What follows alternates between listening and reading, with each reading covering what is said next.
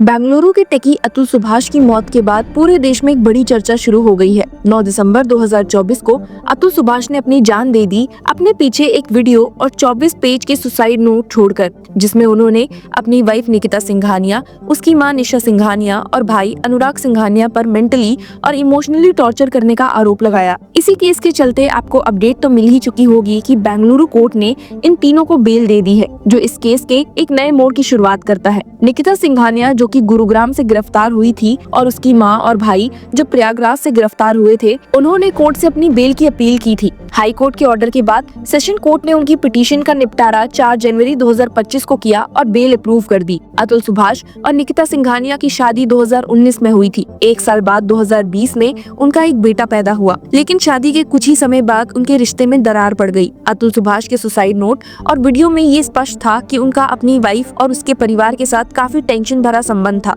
अपने suicide note में उन्होंने लिखा है, मेरी वाइफ और उसके परिवार ने मुझे गलत केसेस में फंसाकर हर दिन टॉर्चर करके इस हालत तक पहुंचाया। उनकी डिमांड काफी ज्यादा थी और उन्होंने मुझे इमोशनल और फाइनेंशियल रूप से बिल्कुल खत्म कर दिया। ये लाइन पूरी कहानी का मूल है और ये केस एक मिसाल बन गया है कि कैसे मैरिटल कॉन्फ्लिक्ट्स एक व्यक्ति के जीवन को प्रभावित कर सकते हैं।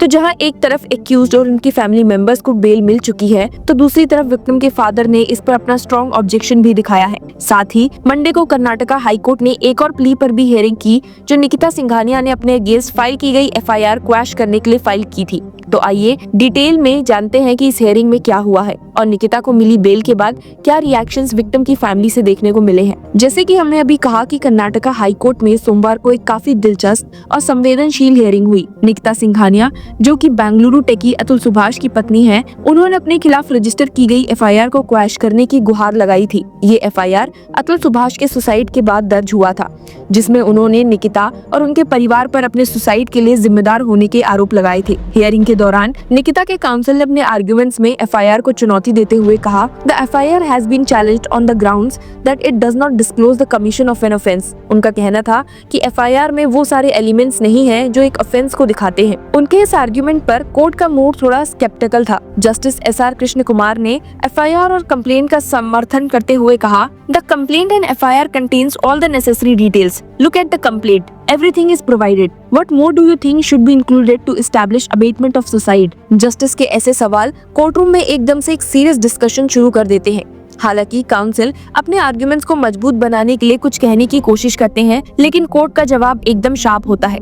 कोर्ट ने तुरंत काफी क्लैरिटी के साथ कहा, in my view the content of the complaint sufficiently establish the elements of the abetment. इस ऑब्जर्वेशन से ये क्लियर हो गया कि कोर्ट एफआईआर को काफी डिटेल में देख चुका था और उसमें कोई कमी नहीं समझ पा रहा था। जब काउंसिल ने बोला, आई आस्क माई सेल्फ, तब जस्टिस ने तुरंत इंटरप्ट किया और कहा, don't ask your self, the narrative is complete. In cases like this what additional details could you possibly require. इस जवाब ने कोर्टरूम में एक तीखी बात छेड़ दी और ये साफ था कि कोर्ट एफआईआर के फैक्ट्स पर अपना भरोसा दिखा चुका है। कोर्ट ने आगे अपनी ऑब्जर्वेशन में कहा, the ingredients for the offences under section 306 of the IPC and section 108 of the BNS all are present. यानी उनका मानना था कि एफआईआर में वो सब कुछ है जो इस केस को ट्रायल के लिए वैलिड बनाता है। जस्टिस ने अपने कमेंट में और ज्यादा क्लियरली कहा, my reading of the complaint suggest that the necessary elements are made out. This is not a case for questioning, the rest can be examined during the trial. Hearing का ये moment काफी dramatic था, जहां एक तरफ council अपने points रख रहा था और दूसरी तरफ कोर्ट काफी फर्म था अपने स्टांस पर। कोर्ट का कहना था कि अगर एफआईआर में सब कुछ है तो उसे ट्रायल के दौरान ही एग्जामिन किया जा सकता है। तो अब ये देखना होगा कि निकिता की पिटीशन पर कोर्ट का फाइनल फैसला क्या होता है। लेकिन आज की हियरिंग से एक बात तो क्लियर है कि कोर्ट काफी स्ट्रॉन्ग है अपनी ऑब्जर्वेशन में और एफआईआर को क्वैश करने के लिए कोई खास वजह नहीं देख पा रहा। ये पूरी हियरिंग एक मिसाल है कि कैसे लीगल आर्गुमेंट्स और जुडिशियल ऑब्जर्वेशंस कोर्टरूम में एकदम इम्पैक्टफुल और इंगेजिंग हो सकते हैं। निकिता और उनके परिवार के लिए ये एक बड़ा जंक्शन है और अगले कुछ दिनों में ये केस और भी कॉम्प्लेक्स और सिग्निफिकेंट हो सकता है। जब बेल मिलने के बाद अतुल के पिता से बात की गई तो उन्होंने मीडिया से कहा कि उनका बेटा अंदर से टूट चुका था। पवन कुमार का कहना था, my son was broken from inside even after torture by his wife and in-laws, he did not tell anyone about it. His suicide note also mentions that his parents will be given custody of his child. उन्होंने ये भी कहा कि निकिता अपने बेटे को एक ATM की तरह ट्रीट करती थी। पवन कुमार ने बताया है that my grandson was ATM to her, she got money on the pretext of taking care of him. She approached the High Court demanding ₹20,000 to ₹40,000.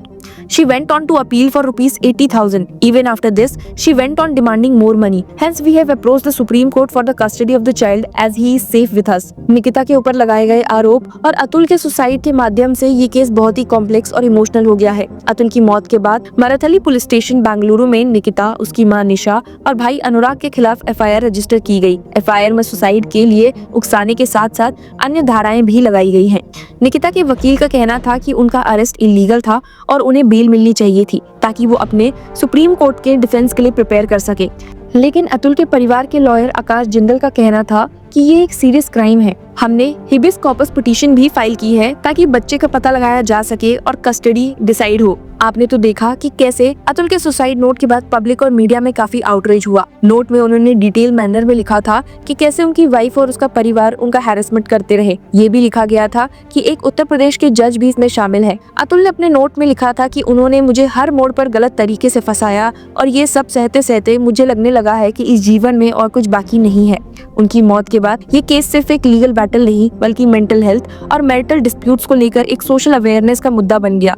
Atul के सुसाइड के बाद उनका छोटा सा बेटा अब एक सेंट्रल इशू बन गया है। पवन कुमार ने बताया है कि निकिता ने उनके पोते को सिर्फ 3 साल की उम्र में फरीदाबाद के एक बोर्डिंग स्कूल में डाल दिया जो कानून के हिसाब से गलत है। उन्होंने कहा, admission of children at the age of 3 at a boarding school is illegal.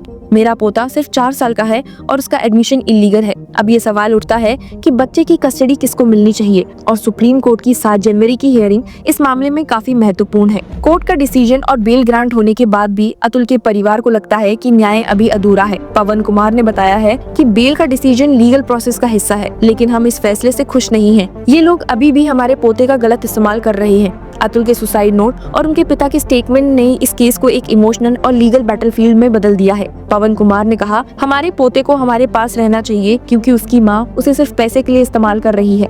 Supreme court में हियरिंग के बाद ही इसका फैसला होगा, लेकिन हमें अपने पोते के लिए न्याय चाहिए। ये केस एक समाज और संवेदना की जरूरत को हाईलाइट करता है। अतुल की कहानी सिर्फ एक व्यक्ति की नहीं बल्कि उन सब लोगों की है जो मेंटल हेल्थ और मेंटल इश्यूज के कारण दुख भोगते हैं। ये समझना जरूरी है कि किसी व्यक्ति के इमोशनल डिस्ट्रेस का असली कारण क्या है और उसका समाधान कैसे हो सकता है। कोर्ट का फैसला चाहे जो भी हो, लेकिन इस केस ने एक बड़ी चर्चा को जन्म दिया है जिसमें लीगल जस्टिस और इमोशनल वेलबींग दोनों का महत्व है। 7 जनवरी 2025 की हियरिंग के बाद ये पता चलेगा कि ये केस किस दिशा में आगे बढ़ेगा, लेकिन तब तक ये एक मिसाल बना रहेगा कि कैसे पर्सनल डिस्प्यूट्स एक व्यक्ति के जीवन को प्रभावित कर सकते हैं। So, stay tuned with Law Chakra to get more information on this case.